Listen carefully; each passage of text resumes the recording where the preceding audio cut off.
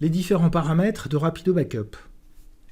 L'onglet Paramètres est situé en haut à droite de l'interface principale du logiciel. Le premier onglet est l'onglet Compte. Il y est indiqué l'espace utilisé par les données sauvegardées, l'espace disponible et l'espace total. Le nombre de versions par défaut est indiqué et il peut être modifié de 1 à 100 versions.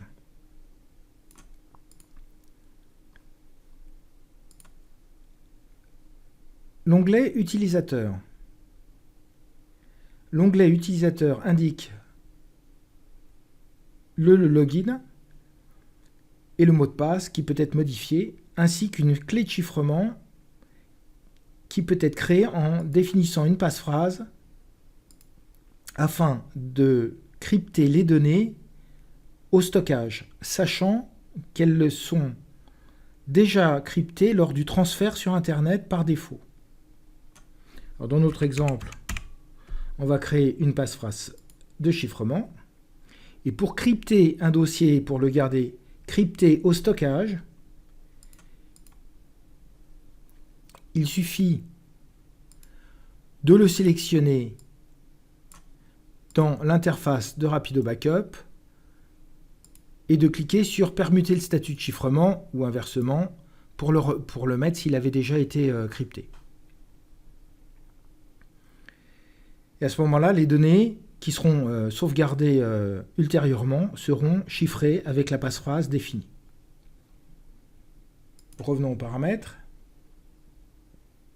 L'onglet Sauvegarde locale. L'onglet Sauvegarde locale permet de définir le chemin vers lequel les sauvegardes locales sur un NAS ou un disque dur par exemple pourront être effectuées.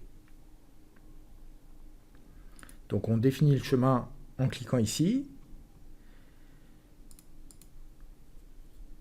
et on y indique le login et le mot de passe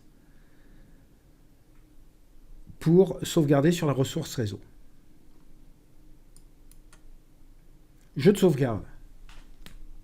Par défaut, un jeu de sauvegarde est préalablement défini qui s'appelle sauvegarde initiale. Il est possible d'en créer d'autres. Pour chacun des jeux de sauvegarde, on peut indiquer la destination de la sauvegarde pour qu'elle soit locale, soit en ligne et en local.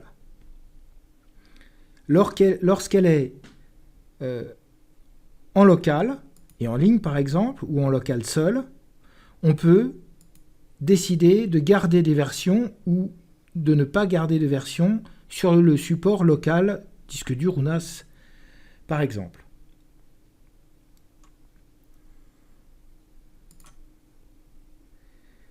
L'onglet Filtre de la sauvegarde en ligne. Les filtres ne s'appliquent qu'à la sauvegarde en ligne, pas à la sauvegarde locale. On part du principe qu'il existe suffisamment de place sur l'espace, sur le NAS, pour ne pas avoir à mettre de filtres. Les filtres sont des filtres d'exclusion, comme les étoiles.mp3 ou les ~étoile.back ou ~étoile.étoile par exemple. Et il existe également un filtre à partir d'une date qui permet de ne sauvegarder en ligne que les fichiers à partir d'une date et pas les anciens fichiers. Et ça, c'est particulièrement intéressant parce que ça permet de limiter la taille de l'espace en ligne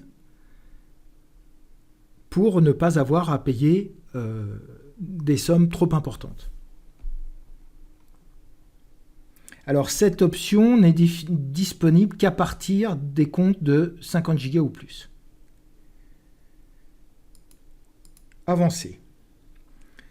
L'onglet Avancé permet d'opter pour une sauvegarde à chaud des bases de données qui est par défaut activée et un cliché VSS se déclenchera pour sauvegarder les bases SQL, les PST d'Outlook, les machines virtuelles.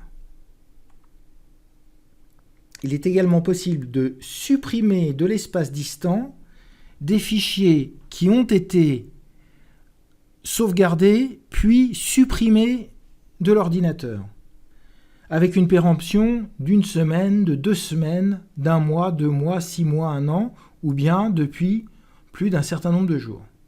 Et cette opération peut être planifiée lors des sauvegardes, en cochant l'option « Lancer un nettoyage lors des sauvegardes planifiées ». Connexion réseau. La connexion réseau permet de sauvegarder des données qui sont sur d'autres ordinateurs du réseau. On y indique le lecteur, le dossier, l'identifiant et le mot de passe. Plage de fonctionnement. La plage de fonctionnement permet d'arrêter une sauvegarde et de laisser, pendant les heures ouvrables du bureau, l'Internet de l'entreprise, afin qu'il ne soit pas occupé par des sauvegardes en ligne. Alors pour cela, il suffit de définir l'heure ouvrable, par exemple de 6h30 à 19h30, de cocher suspendre les sauvegardes pendant les heures ouvrables, et puis de cocher l'option OK. Si, dans notre exemple, une sauvegarde est planifiée à 22h et qu'à 6h30 du matin, elle n'est pas terminée, elle reprendra automatiquement à 19h30. Il est également possible d'éteindre l'ordinateur après la dernière sauvegarde, afin que les utilisateurs de postes de travail ne soient pas obligés d'attendre la fin d'une sauvegarde pour éteindre leur poste de travail. Et enfin, à propos, qui indique la dernière version du logiciel.